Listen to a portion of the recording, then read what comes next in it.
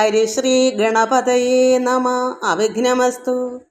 ഓം നമോ ഭഗവതേ വാസുദേവായ. ശ്രീകൃഷ്ണ പരമാത്മനേ നമ. എല്ലാ ഭക്തമക്കൾക്കും എൻ്റെ വിനീതമായ പ്രണാമം.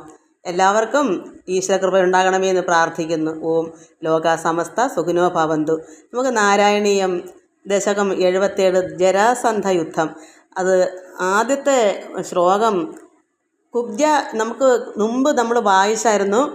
കംസനെ ധനുർയാഗം അതിനുവേണ്ടി ഭഗവാനെയും രാമനെയും എല്ലാവരെയും ക്ഷണിച്ച് അവിടേക്ക് പോയല്ലോ, മധുരയിലേക്ക്.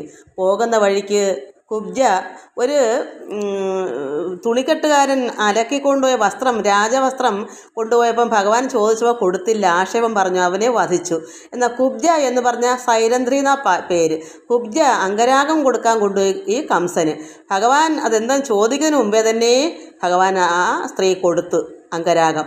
കംസന് കൊണ്ടുപോയ അംഗരാഗം ഭഗവാന് കൊടുത്തു. അപ്പോൾ ഭഗവാനോട് പറഞ്ഞു അവിടെ ഭവനത്തിലേക്ക് ചെല്ലണമെന്ന്. ഭഗവാൻ പറഞ്ഞു, ഇന്നിപ്പം ഞാൻ പോകുന്ന കാര്യം സാധിക്കണം. കംസവധത്തിനാണല്ലോ പോകുന്നത്. അത് അവരോട് പറഞ്ഞെന്താണ്, ഞാൻ ഇന്നൊരു കാര്യത്തിനായിട്ട് പോകുന്നതാണ്. അത് കഴിഞ്ഞിട്ട് അവിടേക്ക് ചെല്ലാം എന്ന് അന്ന് പറഞ്ഞിരുന്നു. അപ്പോൾ അവരിങ്ങനെ കാത്തു അന്ന് തൊട്ടേ ഭഗവാൻ വരും കാത്തിരിക്കുക. ഇവിടെ ഭഗവാൻ കംസനെയൊക്കെ വധിച്ചു. അവസാനം ഉദ്ധവരെ അമ്പാടിയിലേക്ക് പറഞ്ഞു വിട്ടു. എന്തിനാ? ഗോപസ്ത്രീകൾക്ക് ആശ്വാസം പകരാനും അമ്മയ്ക്കും അച്ഛനും മാതാപിതാക്കൾക്ക് ആശ്വാസമൊക്കെ പകർന്നു കൊടുക്കാൻ വിശേഷങ്ങൾ ദൂതുമായിട്ട് അയച്ചു ഭഗവാൻ. സന്ദേശം കൊടുത്തു വിട്ടു. അങ്ങനെയൊക്കെ പോയി അവസാനം ഉദ്ധവർ തിരിച്ച് മധുരയിൽ ചെന്നു. അതിന് ശേഷമാണ് ഭഗവാൻ ഇവിടെ ഈ സൈരന്ധ്രിയെ കാണാനായിട്ട് പോകുന്ന കാര്യം ഇതിൽ പറയുന്നത്. അത് നമുക്ക് ഒന്നാമത്തെ ശ്ലോകം വായിക്കാം. അന്ന് കുബ്ജ എന്ന് പറഞ്ഞാൽ ഒരു കൂനുള്ള കുബ്ജ, അത് ഓർമ്മ കാണും മക്കൾക്ക്. ചിലപ്പോൾ അവർ അംഗരാഗം കൊണ്ടുപോകുന്ന വഴിക്ക്, കംസന് കൊണ്ടുപോകുന്ന വഴിക്ക് ഭഗവാൻ ഇത് എന്താ ആർക്ക് കൊണ്ടുവന്നാൽ ചോദിച്ചപ്പോൾ തന്നെ ഇത് ഭഗവാന് കൊടുക്കുകയും ചെയ്തു. അവളെ ലോകസുന്ദരിയാക്കി മാറ്റി. ഭഗവാൻ അവളെ പാദത്തിലൊന്ന് ചവിട്ടിയിട്ട് താടിക്ക് പിടിച്ചൊന്ന് നിവർത്തിയപ്പോൾ അവളെ കൂനങ്ങ് മാറി, സുന്ദരിയായി മാറി. അത് ഓർമ്മയുണ്ടെങ്കിൽ ഞാനന്നത് വായിച്ചതാ. എല്ലാവർക്കും അത് ഓർമ്മ കാണുമായിരിക്കും. അവരുടെ കാര്യം ഇപ്പോൾ സൈരന്ധ്രി എന്ന അവരുടെ പേര്. നമുക്കത് വായിക്കാം. ദശകം 77 ജരാസന്ധ യുദ്ധം. ശ്ലോകം 1. സൈരന്ധ്ര്യാസ്തദനുശിരം സ്മരാതുരായ യദോ ഭൂസലളിതം ഉദ്ധവേന സാർദ്ധം ആവാസം ത്വദുപഗമോത്സവം സദൈവ ധ്യായന്ത്യാ പ്രതിദിനവാസ സജ്ജികായ. സൈരന്ധ്ര്യാസ്തദനുചിരം സമരാതുരായ യദോ ഭൂസലളിതം ഉദ്ധവേന സാർദ്ധം ആവാസം ത്വദു ഉപഗമോ ഉത്സവം സദൈവ ധ്യായന്ത്യാ പ്രതിദിനവാസ സജ്ജികായ. ഇവിടെ ഭഗവാൻ അതിനുശേഷം എന്ന് പറയുന്നത് എന്താ?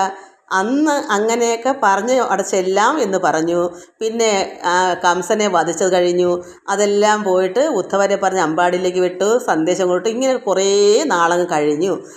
അപ്പോൾ അതും കേട്ട് ഉദ്ധവർ ഗോപസ്ത്രീകൾക്കെല്ലാം പിന്നെ ആശ്വാസമൊക്കെ കൊണ്ടിട്ട് ഭഗവാന്റെ അടുക്കിലേക്ക് മധുരയിലേക്ക് തിരിച്ചു പോയി. അതിന് ശേഷമാണ് ഇവിടെ ഉദ്ധവരും ഭഗവാനും കൂടെ സൈരന്ധ്രിയുടെ വീട്ടിലേക്ക് പോകുന്നത്. അതാണ് കുറച്ച് നാളങ്ങ് കഴിഞ്ഞ്. അത്രയും നാളും സൈരന്ധ്രി ഇങ്ങനെ ഭഗവാൻ വരുമെന്ന് പറഞ്ഞ വാക്കനുസരിച്ച് ഒരുങ്ങിയിരിക്കുകയാണ് അവർ. ദിവസേന ഭഗവാന് വേണ്ടുന്ന ഒരുക്കങ്ങളാണ്. ഇന്ന് വരുന്ന അന്നന്ന് അവർ ഒരുങ്ങുക. എന്നും ഭഗവാൻ എന്തൊക്കെ കൊടുക്കാം അതൊക്കെ ഇങ്ങനെ സജ്ജീകരണങ്ങളൊക്കെ ഒരുക്കി. ഒരു സെലിബ്രിറ്റി നമ്മുടെ എവിടെയെങ്കിലും ഒരു സ്ഥലത്ത് വരുന്ന കേട്ടാൽ അന്ന് പൂച്ചണ്ടും എല്ലാം ആക്കി ഒരുങ്ങിയിരിക്കുമല്ലോ. ഇത് ഭഗവാൻ എന്ന് ചെല്ലുമെന്ന് പറഞ്ഞില്ല, അവിടേക്ക് ചെല്ലും എന്നേ പറഞ്ഞുള്ളൂ. അതുകൊണ്ട് സൈരന്ധ്രി എന്ത് ചെയ്തു? ദിവസേന ഭഗവാനെ കാത്തിരിക്കുക. ആ കാത്തിരിപ്പിന് ഒരു എന്താ പറയുക, ഒരു അവസാനം ഇവിടെ എത്തുന്നു, ഭഗവാൻ അവിടെ ചെല്ലുന്നു. അതാണ് നമുക്ക് വായിച്ചത്. അപ്പം അതിന് ശേഷം കുറേ നാളിന് ശേഷം ഒരു ദിവസം ഭഗവാൻ എന്ത് ചെയ്തു?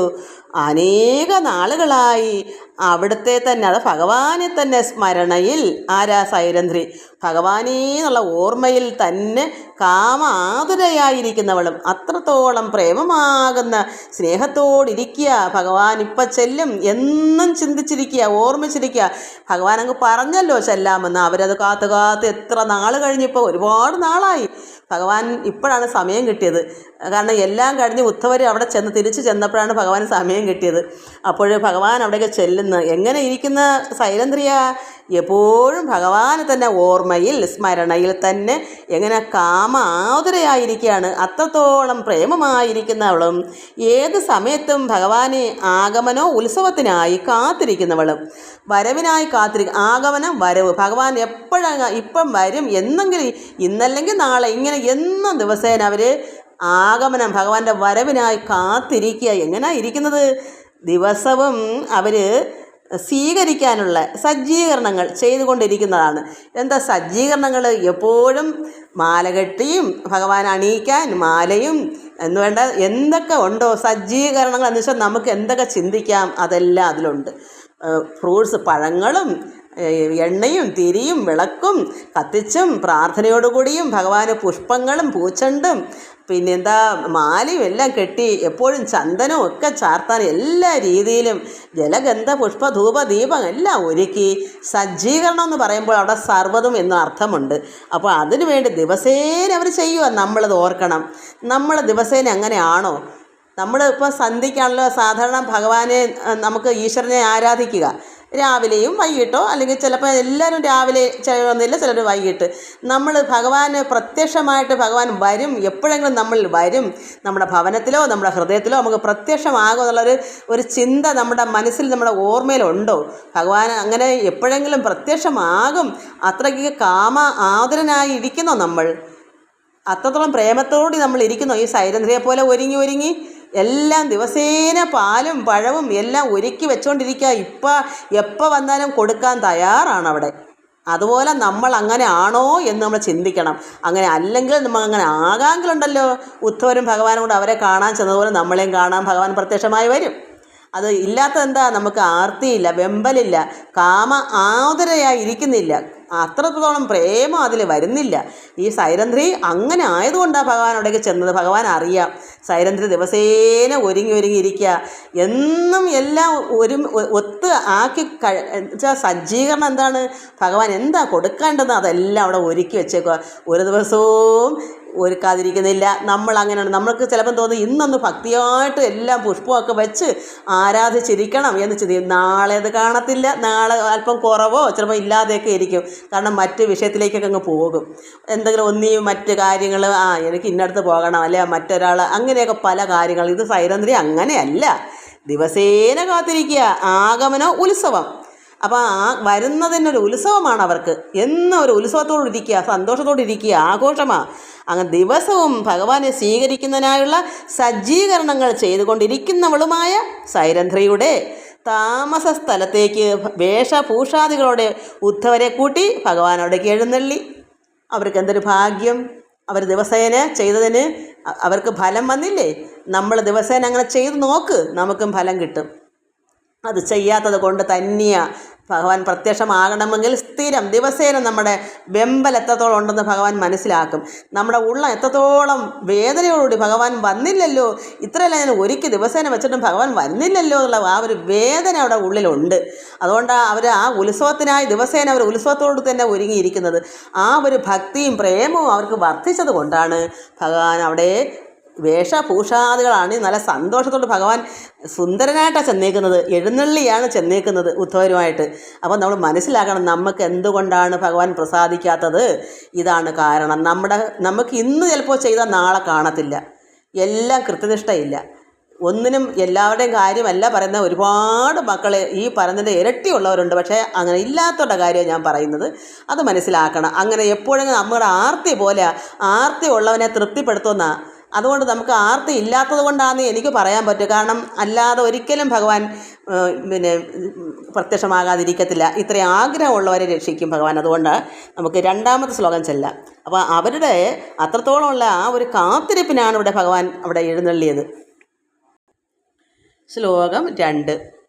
ഉപഗതേ ത്വയി പൂർണ്ണ മനോരഥാം പ്രമദ സംഭ്രമ കമ്പ്രപയോധരാം വിവിധമാനനം ആദധീം മുദാ രഹസിതാം രമയാഞ്ച കൃഷേ സുഖം. ഉപഗതേ ത്വയി പൂർണ്ണ മനോരഥാം പ്രമദ സംഭ്രമ കമ്പ്ര പയോധരാം വിവിധമാനനം ആദധീം മുദാ രഹസിതാം രമയാഞ്ച കൃഷേ സുഖം. അപ്പം കാത്തിരിപ്പിന് അവർ എന്ത് കിട്ടി? ഭഗവാൻ എത്തിച്ചേർന്നപ്പോൾ അവരെന്ത് ആഗ്രഹം അവർക്ക് പൂർത്തീകരിച്ചവളായി. ആ സൈരന്ധ്രി സന്തോഷം കൊണ്ടും പരിഭ്രമം കൊണ്ടും അവർക്ക് പരിഭ്രമമായി. കാരണം എന്നും പ്രതീക്ഷിച്ചിരിക്കുന്നു, ഒരു ദിവസം അങ്ങ് വന്നപ്പോൾ അങ്ങ് പരിഭ്രമിച്ചു പോവും. അയ്യോ വന്നല്ലോ എന്നുള്ളൊരു സന്തോഷം കൊണ്ടും പരിഭ്രമം കൊണ്ടും കുലുങ്ങുന്ന കുചകുംഭങ്ങളോടെ അങ്ങേക്ക് വേണ്ടത്ര സൽക്കാരങ്ങൾ സന്തോഷത്തോടെ ചെയ്ത് വന്നു. അങ്ങ് അവളെ ഇഷ്ടം പോലെ ആഗ്രഹത്തിനൊത്ത് രമിപ്പിച്ചു. ഒരു ഭക്തയാ, അതുകൊണ്ടാണല്ലോ ഭഗവാൻ ചെന്നത്. സാധാരണ ഒരു സ്ത്രീ അല്ല അവർ ആ അംഗരാഗം തന്നെ അന്ന് ഭഗവാനത് ഒന്ന് നോക്കി എന്തെന്ന് ചോദിച്ചപ്പോൾ തന്നെ ഭഗവാൻ കൊടുത്തു. അവർക്കറിയാം അത്ര ഭക്തയാ, അല്ലെങ്കിൽ അങ്ങനെ കൊടുക്കത്തില്ല. കംസരാജാവിൻ്റെ കൊണ്ടുപോയ ഒരു കാര്യം അവിടെ കൊടുക്കണമെങ്കിൽ ഭഗവാൻ എല്ലാത്തിനും വലിയവനാണ്, ലോകനാഥനാണെന്ന് അവർക്കറിയാം. അത്രത്തോളം ഭക്തി ഉള്ളത് കൊണ്ട് തന്നെയല്ലേ ഭഗവാൻ അങ്ങനെ ഇങ്ങനെയുള്ള ഒരു സ്ത്രീയെടുക്ക പോകത്തില്ല. ഭഗവാൻ അത്രത്തോളം താല്പര്യം അവരിലുണ്ട്, ഒരു ഭക്തയാണെന്ന് അറിഞ്ഞതുകൊണ്ട് തന്നെയാണ് അവിടെ കൂനും മാറ്റി അത്രത്തോളം സുന്ദരിയാക്കി മാറ്റി. അവിടെ ഹൃദയശുദ്ധി പോലെ തന്നെ അവരുടെ ശരീരവും ശുദ്ധമാക്കി അന്ന് അങ്കരാഗം കൊടുത്തതിൻ്റെ അന്ന് കൂന് മാറ്റി ഭഗവാൻ. അതുകൊണ്ട് ഇപ്പോൾ അവർക്ക് എന്തായി? സന്തോഷവും പരിഭ്രമവും എല്ലാം കൊണ്ട് അവർ കുലുങ്ങുന്ന കുചകുംഭങ്ങളോടെ അങ്ങേക്ക് വേണ്ടത്ര സൽക്കാരങ്ങൾ സന്തോഷത്തോടെ ചെയ്തു. എന്താ അവിടെ എന്നും അവർ ആഗമനം ഭഗവാന്റെ വരവ് കാത്തുകാത്തിരിക്കുക. പ്രത്യേകിച്ച് ഒന്നും പ്രത്യേകം അവിടെ എടുക്കണ്ട. അവർ എന്നും ഭഗവാൻ എന്താ കൊടുക്കേണ്ടതെല്ലാം ദിവസേന അവർ ഒരുക്കുന്നുണ്ട്. അവിടെ സജ്ജീകരണം അവിടെ എപ്പോഴും ഉണ്ട്. അപ്പോൾ അവർ കുണുങ്ങി എന്താ ചെയ്ത് കുലുങ്ങുന്ന കുചകുംഭങ്ങളോടെ അങ്ങേക്ക് വേണ്ടത്ര എന്തൊക്കെയാണ് ഭഗവാൻ കൊടുക്കേണ്ടുന്നത് അതെല്ലാം സന്തോഷത്തോടെ ചെയ്തു വന്നു. ഭഗവാൻ അവളെ ഇഷ്ടം പോലെ ആഗ്രഹത്തിനൊത്ത് രമിപ്പിച്ചു, ആനന്ദത്തിൽ ആറാടിച്ചു. അവർ പരമാത്മാവായിട്ട് ചേർന്ന് ലയിച്ചു. രമിപ്പിച്ചു എന്ന് പറഞ്ഞാൽ പരമാത്മാവായ ഭഗവാനും അവരും ഒന്നായി ചേർന്ന് ലയിച്ചു. കാരണം എന്താ? ആ കുചകുംഭങ്ങളോടെന്ന് പറയുമ്പോൾ കുംഭം കുടമാണ്. അപ്പോൾ അവർ കുണുങ്ങി അവർ എന്താ ഇനി ഭഗവാൻ കൊടുക്കേണ്ടെന്ന് എല്ലാം അവിടെ ഉണ്ട്, തയ്യാറാണെങ്കിലും പെട്ടെന്ന് ഒരു കുംഭം കുടത്തിലൊക്കെ പാലുമൊക്കെ എടുത്ത് എന്തൊക്കെ ചെയ്യേണ്ടതെല്ലാം അവർ ഭഗവാന് കൊടുത്തു, സജ്ജീകരിച്ച് വെച്ചേക്കുക. നേരത്തെ തന്നെ എല്ലാം എപ്പോഴും അവർ കരുതുന്നുണ്ട്. ഭഗവാൻ എപ്പോഴാണ് വരുന്ന അറിയാത്തതുകൊണ്ട് നമ്മളിത് മനസ്സിലാക്കണം. നമുക്കും ഈശ്വരൻ എപ്പോഴാണ് നമ്മൾ പ്രത്യക്ഷമാകുന്നത് നമുക്ക് അറിയാത്തത് കൊണ്ട് നമ്മൾ ദിവസേന അതിനായിട്ട് പ്രാർത്ഥിച്ച് ഒരുങ്ങിയിരിക്കണം. ഒരുക്കം ഉണ്ടെങ്കിൽ മാത്രമേ ഭഗവാൻ മനസ്സിലാക്കി വരത്തുള്ളൂ. നമുക്ക് ഒരുക്കമുള്ളവരായിരിക്കണം. എങ്ങനെ ഒരുങ്ങണം? ഭഗവാൻ വരും എന്നുള്ള പ്രതീക്ഷയോട് തന്നെ ഭഗവാൻ എന്തൊക്കെ നന്നായി പ്രാർത്ഥിച്ചുകൊണ്ടിരിക്കണം. ഭഗവാനോടെ എല്ലാ പഴവർഗ്ഗങ്ങളും പാലോ എന്തൊക്കെ ഉണ്ട്, ഇല്ലെങ്കിൽ ഒന്നും വേണ്ട, വെറും തുളസിയും വെള്ളം ആയാലും മതി. അത് നമ്മുടെ മനസ്സാണ്. മനമലർ കൊടുക്കുന്നത് പോലെ വേറെ ഒന്നും പറ്റത്തില്ല. എന്നാൽ ഇവിടെ എന്തെങ്കിലും ഉണ്ടെങ്കിൽ അത് നമുക്ക് സന്തോഷകരമായിട്ട് അവിടെ വെച്ച് ഭഗവാന് ചന്ദനമൊക്കെ അരച്ച് വെച്ച് പഞ്ചലങ്കാര പൂജ പോലെ വെക്കുമെങ്കിൽ അങ്ങനെ ജലഗന്ധ പുഷ്പ ധൂപ ദീപ എല്ലാമൊക്കെ ആക്കി അങ്ങനെയെങ്കിൽ അങ്ങനെ, അല്ലെങ്കിൽ ഒരു നല്ല പുഷ്പങ്ങളുണ്ട് മാല കെട്ടി എങ്ങനെയൊക്കെ ആയാലും ദിവസേന എത്രയോ വീടുകളിൽ ഭഗവാന് ദിവസേന മാല കെട്ടി ചാർത്തുന്ന പുഷ്പങ്ങളുള്ളവർ ചിലർ എത്ര കൊണ്ടാലും കെട്ടിവെക്കത്തുമില്ല. അവർക്ക് താല്പര്യമില്ല. എന്താ കാരണം? എന്തിനാ മാലയെ കെട്ടി വിഗ്രഹത്തിലിടുന്നത്? നമുക്ക് മനസ്സിലാക്കണം. ഭഗവാൻ പരമാത്മാവായ ഈ ഒരു വിഗ്രഹം ഭഗവാന്റെ ശരീരമാണെന്ന് കണ്ട് ഒരു പുഷ്പങ്ങളുള്ളവരും പൂ കെട്ടാൻ അറിയാവുന്നവരും ഉണ്ടെങ്കിൽ അല്പസമയം ഉണ്ടെങ്കിൽ ഒരു മാലയെ കെട്ടി ഭഗവാനൊന്ന് അണിയിച്ചൊക്കെ എന്നൊന്ന് സൽക്കരിച്ച് നോക്ക്. ഹൃദയം നിറച്ച് ഭഗവാൻ ആയിരിക്കും. പിന്നെ അപ്പോൾ നമുക്ക് പ്രത്യക്ഷമായിട്ട് കാണുകയും ചെയ്യാം. എല്ലാവർക്കും ഇത് മനസ്സിലാക്കണം. നമ്മുടെ മനസ്സ് പോലെ മംഗല്യം മുട്ടുവിൻ തുറക്കപ്പെടും, ആർത്തിയുള്ളവനെ തൃപ്തിപ്പെടുത്തും.